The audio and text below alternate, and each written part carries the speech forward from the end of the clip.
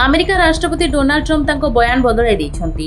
Trump दाबी करछन्ति भारत एवं पाकिस्तान मध्यरे हेबाकु जाउथबा परमाणु युद्धको से बंद करथिले किंतु तांको क्रेडिट मिललानी। दुई देश मध्यरे युद्ध संभावना एते बढ़ जाइतिला कि परमाणु युद्ध हेबा आशंका देखा दैतिला बोली ट्रम्प कहछन्ति।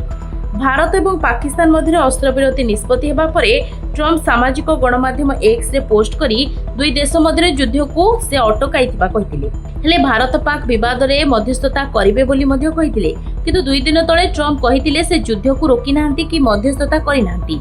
तांको प्रशासन केवल एथिरे सहयोग करथिबा कथा कहिथिले। एथिपई ट्रम्प को विभिन्न महल रे समालोचनार शिकार हेबाकू पड़िछि।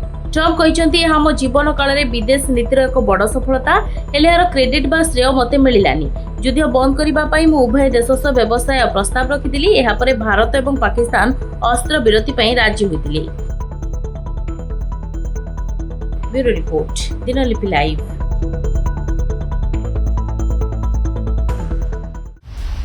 दिनलिपि लाइव को एबे ही लाइक शेयर सब्सक्राइब करंतु।